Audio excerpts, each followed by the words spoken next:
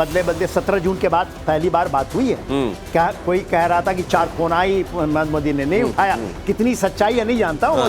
वो आई थी जर्मनी से खबर, फिर जापान से भी ये खबर आई कि 4-5 फोन।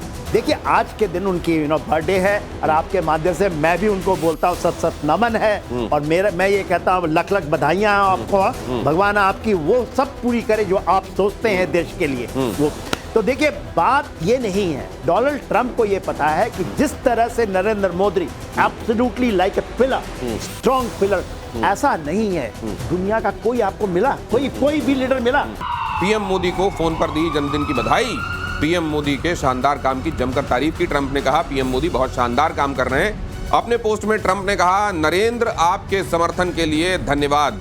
ये देखिए जरा डोनाल्ड ट्रंप, इनका जो तोला माशा चल रहा है उस बीच में ये भी देख लीजिए कि आज इनकी तरफ से क्या बयान आया है। प्रधानमंत्री नरेंद्र मोदी को जन्मदिन की बधाई देते हुए happy birthday, he is doing a ट्रेमेंडस job. Narendra, thank you for your support on ending the war between Russia and Ukraine. President Donald Trump इसमें तंज भी मार रहे हैं। देखिए तंज तो क्या है, आज के दिन में जो डोनाल्ड ट्रंप साहब बदले बदले 17 जून के बाद पहली बार बात हुई है। क्या कोई कह रहा था कि 4 फोन आई, मोदी ने नहीं उठाया। कितनी सच्चाई है नहीं जानता हूँ। वो आई थी जर्मनी से खबर, फिर जापान से भी ये खबर आई कि 4-5 फोन।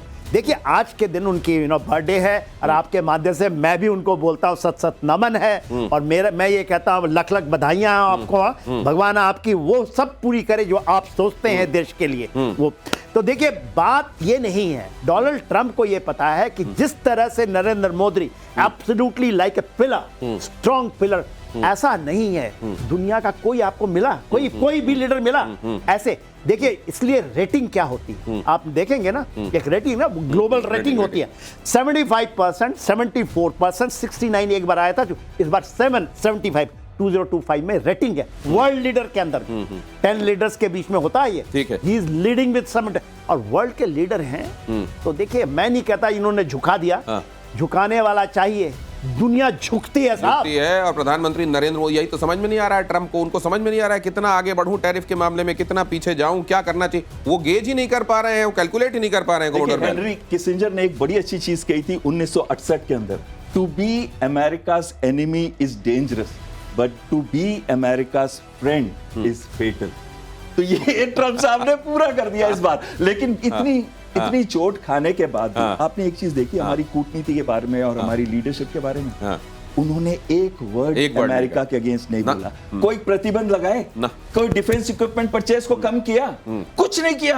हमने काम रहते हुए अपनी डिस्कशंस की, लेकिन अपने हितों में काम करते रहे और रशिया से भी तेल खरीदते रहे। और आज देखिए वो लोग हमारे को कह रहे हैं कि आप तो बहुत ही अच्छे लीडर हैं। और आज विश करने के लिए किसका कॉल आया? सिर्फ ट्रंप का आया। वहां से इतना बड़े लीडर है, पूरे विश्व के लीडर है, उन्होंने कॉल किया आज मोदी जी को। तो कहीं ना कहीं ये दर्शाता है आपकी स्टेट्समैनशिप दिखाता है और ये भी दिखाता है कि किस लेवल की मैच्योरिटी चाहिए होती है। और तब वो रेटिंग्स दिखाई देती हैं जो प्रधानमंत्री के बारे में, हमारे देश के प्रधानमंत्री के बारे में वर्ल्ड ओवर रेटिंग्स के संदर्भ में आप देखते हैं बड़े बड़े देशों के बड़े बड़े नेता बौने दिखाई देते हैं। और यमन के बंदरगाह पर इजराइल का अटैक, अगली खबर, यमन के हुदैया बंदरगाह को बनाया निशाना, 40 फाइटर जेट के साथ बंदरगाह पर हमला, हूती विद्रोहियों के मिसाइल गोदाम पर अटैक, इजराइल अटैक से पूरा शहर धुआं धुआं बहुत दिनों तक चलता रहा। ये हूती प्रकरण भी मुझको लगता है इसका पटाक्षेप अब इजराइल करने पर आमादा हो गया है और अब इसकी भी इतिश्री होकर रहेगी जनरल सेना। एब्सोल्युटली हुदैदा जो है ना, वह उनका कहना है हुदैदा से और 40 फाइटर जेट, आप सोचिएगा मीन्स 2-3 स्क्वाड्रन यदि जाता है। और इसमें इनका कहना है कि ईरान से सप्लाई इनकी आती है, पूरा का पूरा अर्थव्यवस्था हुदैदा से चलता है इनका। और उसके ऊपर में जो उन्होंने किया है, ये 4th स्ट्राइक है टोटल।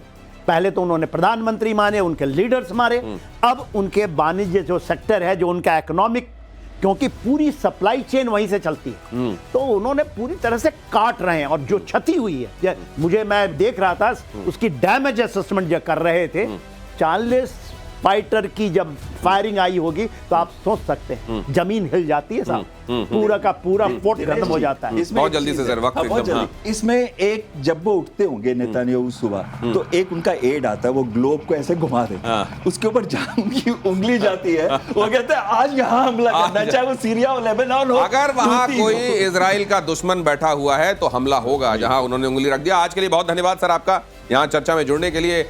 रुक रहे हैं कुछ देर के लिए, लेकिन अगली खबर आ रही है।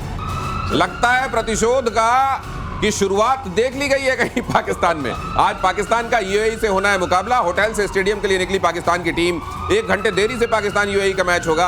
अभी तक मैच का बॉयकॉट कर रही थी टीम। मैच रेफरी को हटाने की मांग कर रहा था पाकिस्तान। आईसीसी और पीसीबी की बातचीत हुई है और उसके बाद यह फैसला लिया गया। अब सवाल यह है कि ले देकर क्रिकेट तो बचा है वहां, और वो भी वहां के लोगों को उनकी रोजी रोटी से, उनके एम्प्लॉयमेंट वाले सवाल से, इस सब से अगर बरगलाने और भटकाने के लिए कुछ बचा है तो क्रिकेट बचा है। अब अगर क्रिकेट भी नहीं खेला तो फिर वहां के लोगों को जवाब क्या देंगे? लेकिन क्रिकेट खेल रहे हैं तो बुरी तरह पिट रहे हैं। समझ में नहीं आ रहा है करें तो क्या करें। एक तरफ कुआं, दूसरी तरफ खाई। एक तरफ अगर आगे बढ़ते हैं तो पहले हो सकता है आज यूएई धो दे पहले, और भारत तो फिर तैयार है ही, धोएगा, निचोड़ेगा, पटकेगा, सुखाएगा, तो बहुत बुरी हालत आगे होने वाली है। लेकिन पहले इन्होंने क्या किया, मुझको लगता है इनको कह दिया गया था बस से उतरना मत, बस के अंदर रहना। पहले हम देखते हैं एक थर्मामीटर लगाकर देखते हैं कि टेम्परेचर आ क्या रहा है वर्ल्ड वाइड।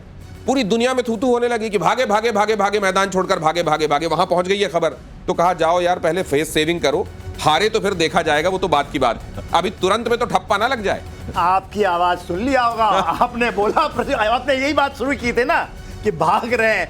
उन्होंने सुना होगा, जरूर चल रहा होगा ये टीवी वहां पर। देखिए दिनेश जी एक चीज,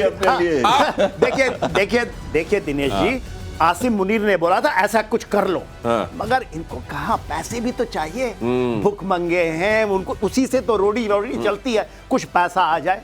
अब वहां पर यूएई को यदि छोड़ के भागे, यूएई से भी लेके जाते हैं जकात, पैसे, भीख की कटोरियां, वो भी तो चाहिए साहब, भले ही हार जाए, चाहे इनका। अंकर हमारे संवाददाता दुबई से जुड़ रहे हैं हमारे साथ। ये कंफ्यूजन हुआ क्यों? पहले क्यों ये बस में बैठे रहे, क्यों बाहर नहीं निकले? कहा कि क्रिकेट किट आप अंदर रखे रहिएगा और बाहर मत निकालिएगा, हमको ये पता चला है। और अब कहा जा रहा है कि मैच होगा, फिर 1 घंटे देरी से क्यों? दिनेश जी, आपकी आवाज मुझे नहीं आ रही, लेकिन आपका जो सवाल है वो मैं गेस कर सकता हूं, और मैं ये कह सकता हूं कि पाकिस्तान ने इस मुकाबले को बॉयकॉट करने के प्लान को ही बॉयकॉट कर दिया है, और स्टेडियम के लिए जो है वो रवाना हो चुकी है पाकिस्तान की टीम, और 1 घंटे के विलंब से इस मुकाबले को शुरू किया जाएगा। मेरे पीछे आप दुबई का इंटरनेशनल स्टेडियम भी देख सकते हैं जहां पर ये मुकाबला होना है, और यहाँ पर अगर बात की जाए तो काफी ड्रामा पाकिस्तान की टीम ने किया, लेकिन उनकी एक भी मांग को नहीं माना गया। आईसीसी की ने 2 बार जो है इंक्वायरी की, और दोनों बार यही पाया कि एंडी बाइकॉफ जो है वो यहाँ